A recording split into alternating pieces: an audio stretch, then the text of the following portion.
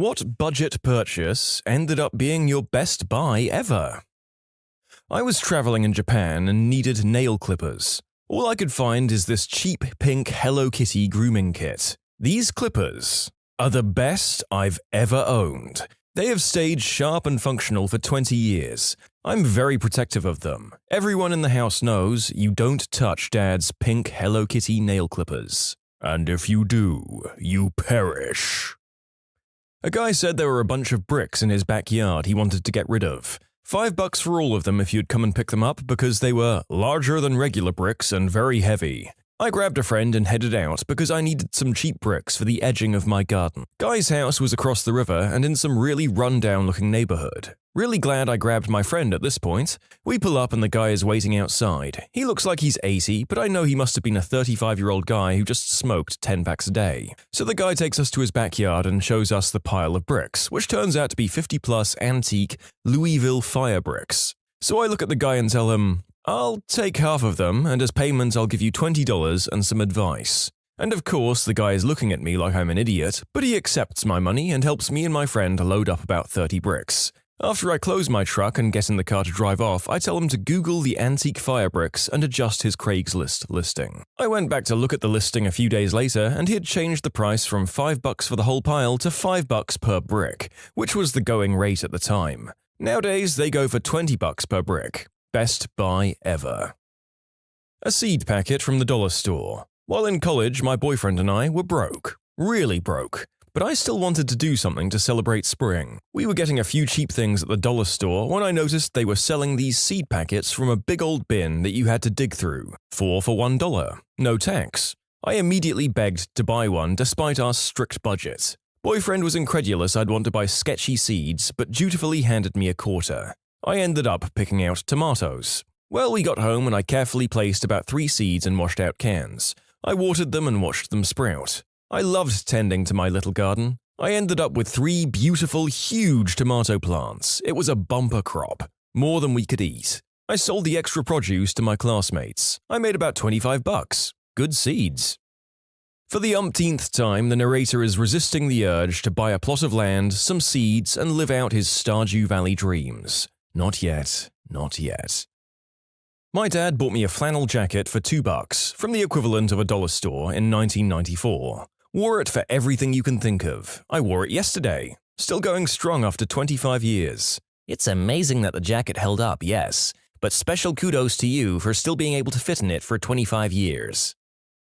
I was traveling from a different city straight into work, where my uniform was a white shirt with a conspicuously black bra. Wasn't stopping home, so I did stop on the first corner store I found and bought a $5 white bra that looked roughly my size, as they had nowhere to try them on, just to wear for one night at work. 10 out of 10, comfiest bra I ever owned. Wore it every day of my life for about a year. It gave in at some point, but it was still a $5 bra.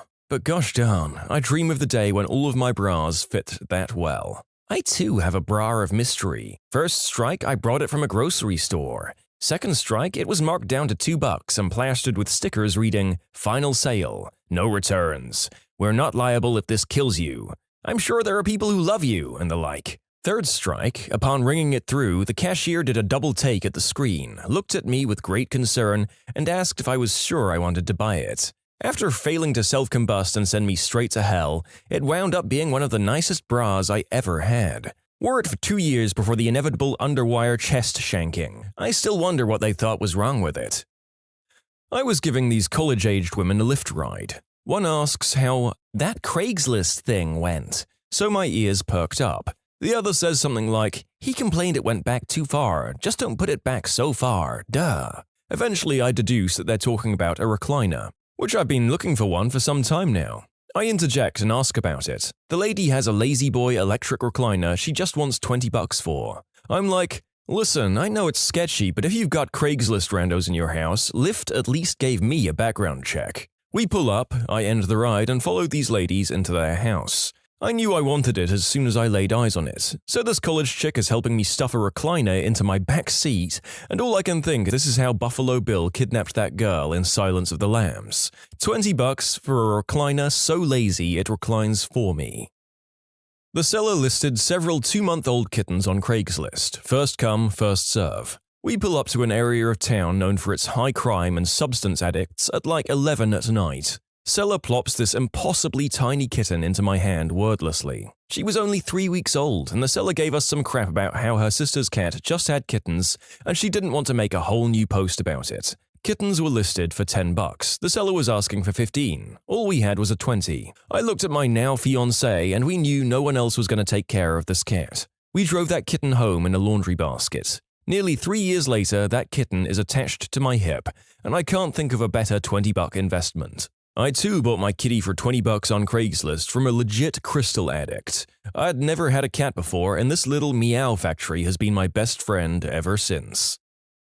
A no-label old beat-to-crap vinyl acetate record with handwritten "That'll be the day" on it, paid $1. Ended up being a live Buddy Holly recording. I sold it for $970. I bought a blanket in Mexico in 1986 for $5. I still have it and it's super soft and comfy. It's been abused, washed, and other things, and it's still in great shape. $12 rain boots at Value Village. I've thrashed these things living in rural Alaska, and they're still totally watertight 2 years later.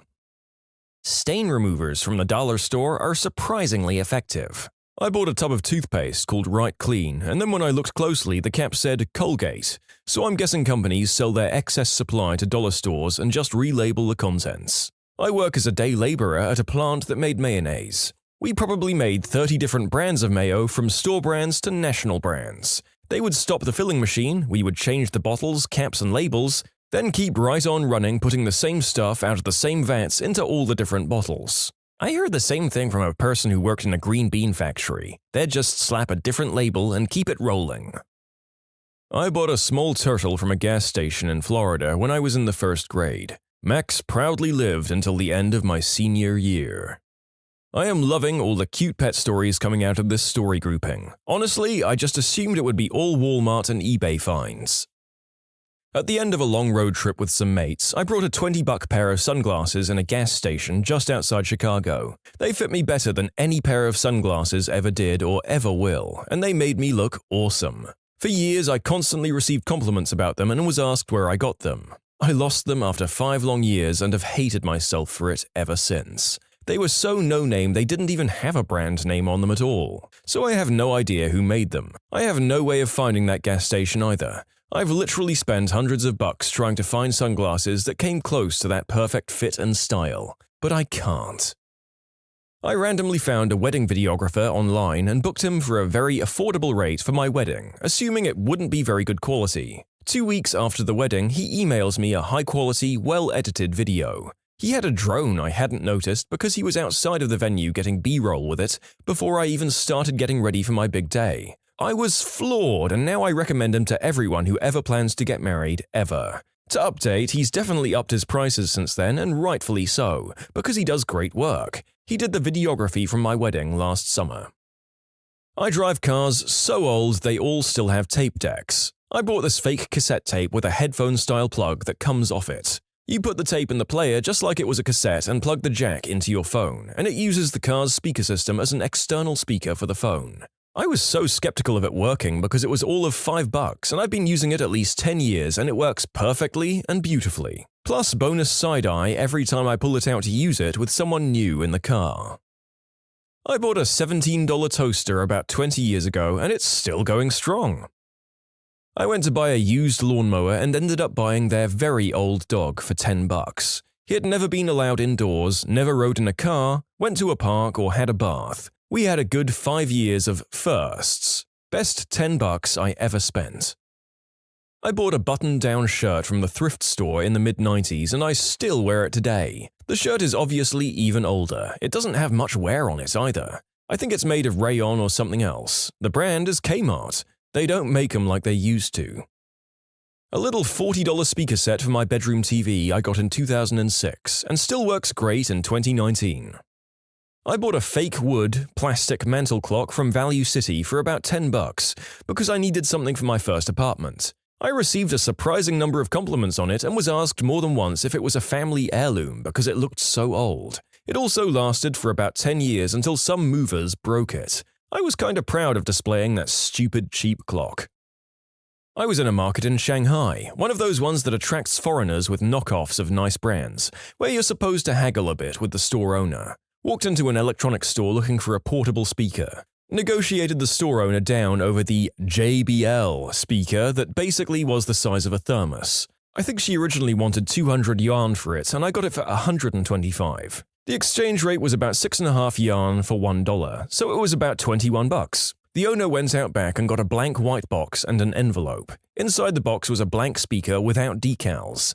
Decals were in the envelope. She then proceeded to put the decals on the speaker in front of me, using tweezers for precision. This was my very first time in China, so it really caught me off guard. The speaker is actually amazing. Very loud, 6 to 8 hours battery life, and perfect for storing in a cup holder. I mostly use it on a golf course, which is perfect. You can submit your own stories to be featured here on the channel. The story submission link is in the description below. And if you want to listen to some vibey music in the background, check out Easy Mode, also linked below, and subscribe.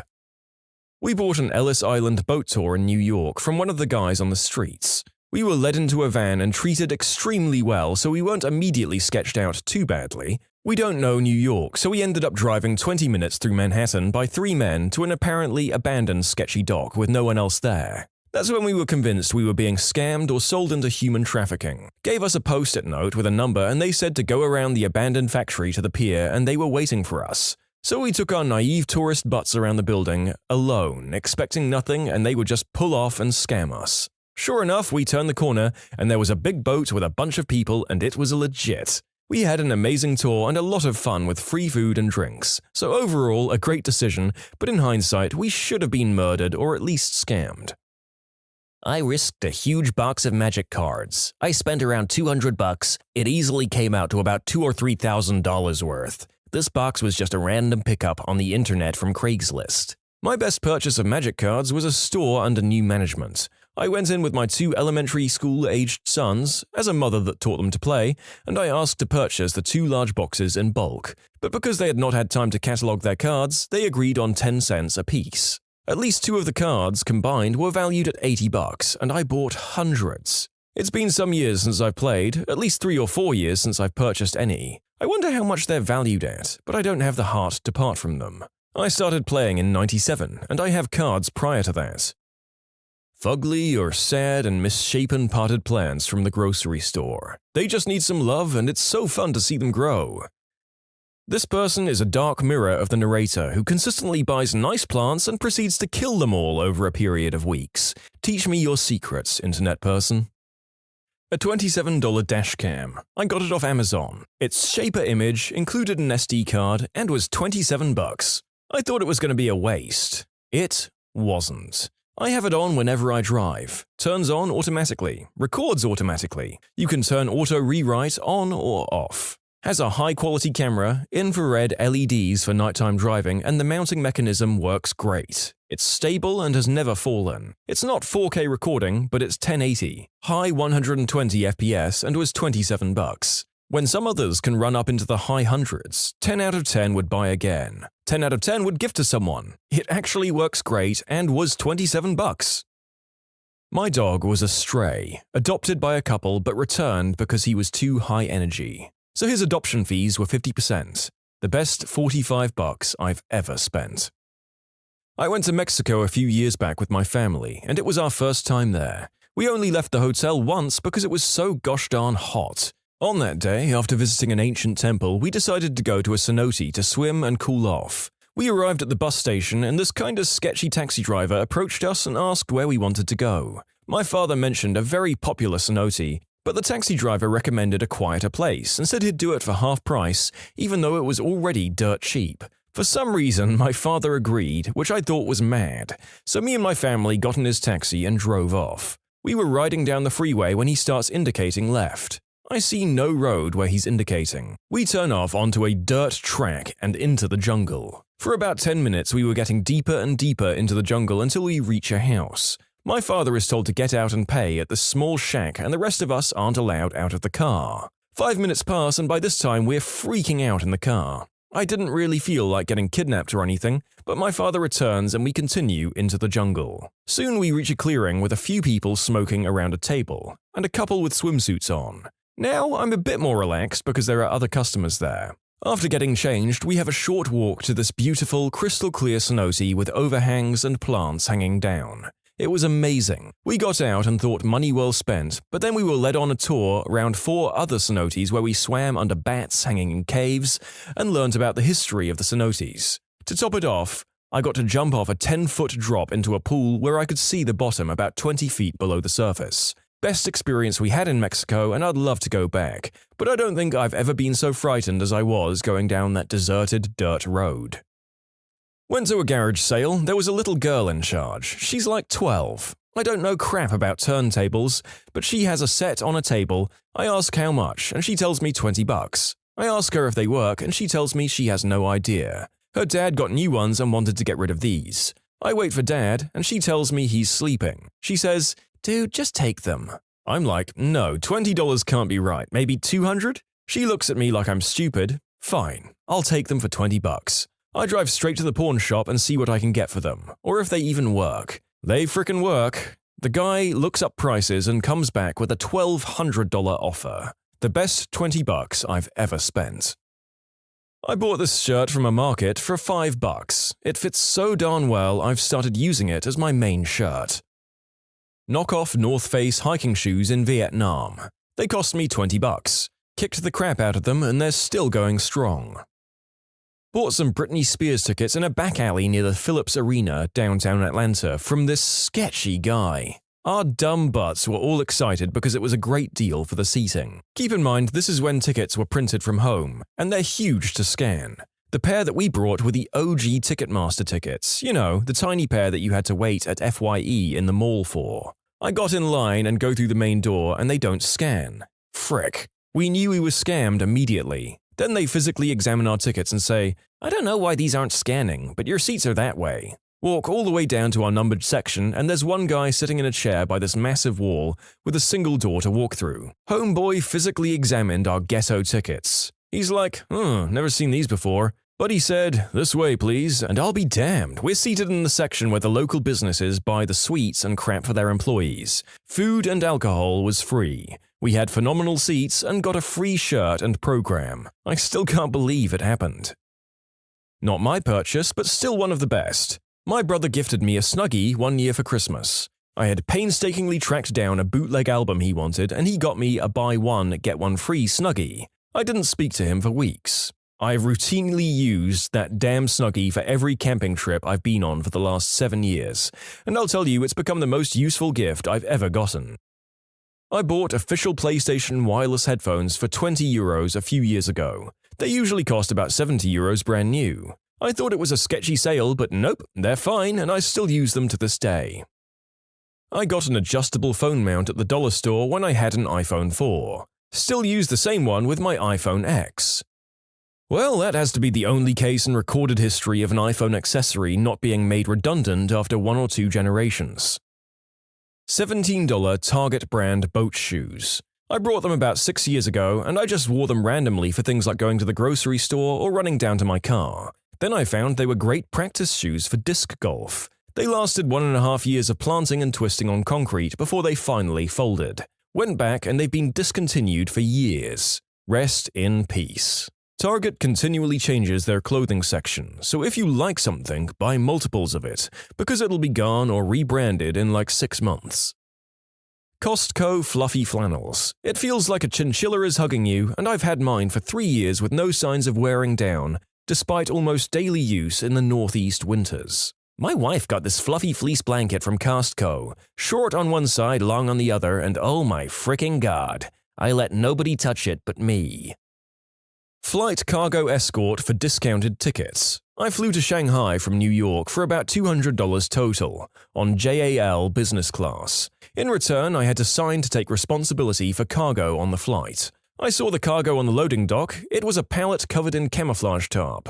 I received my tickets in person upon arrival at JFK. I'm pretty sure I helped traffic substances or weapons across borders. I can't remember the name of the company. Also, I don't think it exists anymore because it was sketchy as F. So, how much did you pay the smuggler? Nothing. He actually paid me $200. This bamboo back scratcher my wife got me for $3 like 15 years ago. It's right here next to me. I use it to scratch my back, gesticulate when I pontificate, fend off my cats, annoy my cats, and use as a tuning fork to make strange noises to annoy my wife. I joke that in the event of a house fire, this back scratcher is the only thing besides my wife and cats that I'd take with me. That's not a joke though, I really would go for it first. One of those square, window-sized box fans. Technically wasn't a purchase. I found it outside the dumpster of my junior year college apartment back in 2008. I'm a fan of airflow and white noise, so that fan ran 24 hours a day for nearly 11 years, outside of when I was away on vacations and for brief periods in winter. Most of that on the lowest setting, but I mean there were long stretches of literally months where it wasn't turned off. It died in 2019 when I can only assume some critical component just burnt out. I'll miss you, completely free thing that provided me a decade of light breeze and air circulation. When you subscribe, make sure to hit the bell to turn on notifications. Put the playlist on in the background to finish listening to all the stories, or if you want some vibey music to put on in the background, check out Easy Mode. If you like Am I the Genius, give Am I the Jerk a shot. Everything linked in the description.